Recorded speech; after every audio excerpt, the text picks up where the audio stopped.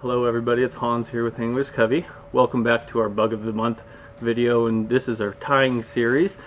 It's May, and today we're going to go over fly tying chironomids. I'm going to show you one of my favorite chironomids for around here. It's probably a little less popular. It's called the Frenchie Chironomid by Egan, so let's go ahead and get into it. Okay, the Frenchie Chironomid. Start off, we've got a 3761 size 14 hook in the vise here. We're going to be doing that with a 2.8 millimeter silver tungsten bead.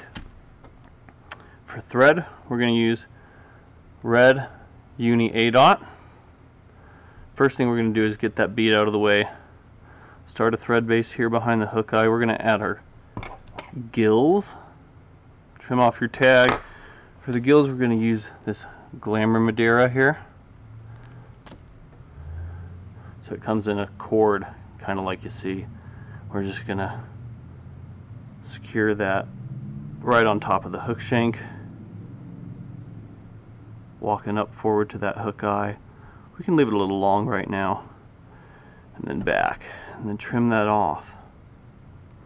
Now we want to be able to slide the bead up over that, so you can see how I push the bead over. That's perfect. So we're got to put a whip finish in here. And I'm going to whip finish right under that Glamour Madeira.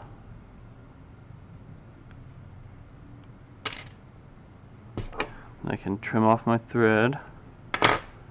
We'll slide the bead forward over those wraps now, and then get our thread started again behind the bead.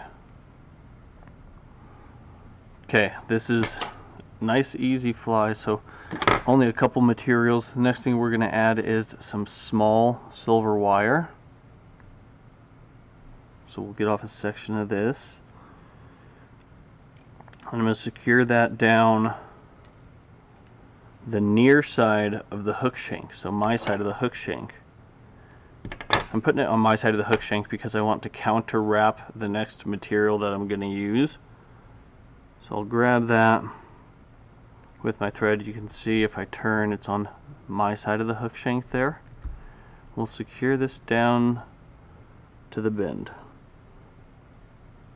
We want to go a little, or about to where the barb on the hook starts, maybe just a tad past. Okay, and then we'll work our thread back up towards the bead. The next material is pheasant tail.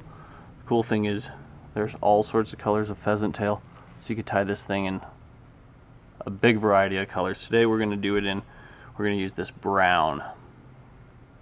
So I'll grab a clump of 6 or 7 fibers, and I'm going to tie them in by the tips with a couple wraps, and then I'll pull those tips so I can slide them under those thread wraps I just put in and secure the material on the top of the hook shank. Okay, now we'll work our thread back forward. We'll let that sit right behind the bead. Now I'm going to wrap my pheasant tail in a clockwise manner around the hook shank.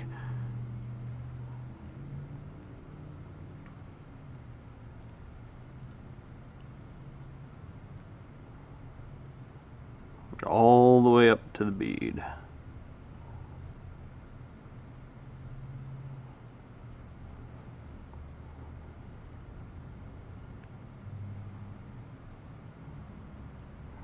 Once I'm up here, I can grab that pheasant tail with my thread with a couple wraps right on top, put a wrap or two in front of it, and then trim off the butt ends. Okay, now I'm going to wrap counterclockwise with the silver wire to give a ribbing effect. Also adds durability to the fly here. So just open spiral wraps up the hook shank till we get behind the bead, and then we'll capture that with our thread.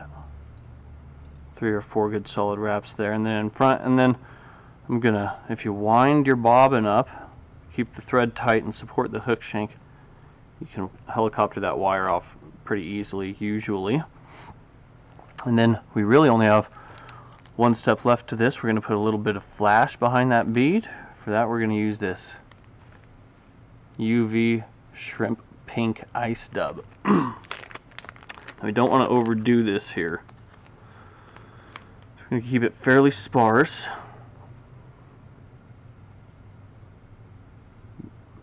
So dub that nice and tightly onto your thread.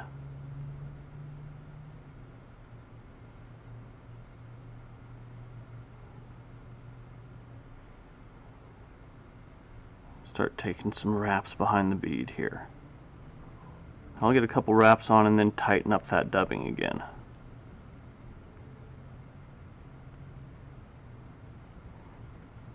And then we'll build up a little bit of a thread base right behind the bead to give it this a red hot spot. A little bit of a collar there, and then we'll whip finish. So I'll do a 3-turn whip, tighten, and then another 3-turn whip finish. And I can cut my thread. Now I want the gills to be about, oh, I'd say just a little bit longer than the bead. So I'll come in here and trim those there. And that is Lance Egan's Frenchie Chironomid. I'd say probably one of the lesser common chironomids out here, but still extremely effective and very easy to tie. So that was the Frenchie Chironomid, one of my favorite chironomid patterns for around here, and probably one of the less known chironomid patterns as well. I hope you guys enjoyed that video. We carry all of the materials here at the shop, so if you wanted to spin some up, come on in and grab them. Ask questions, we're always more than happy to help. We'll see you on the next one.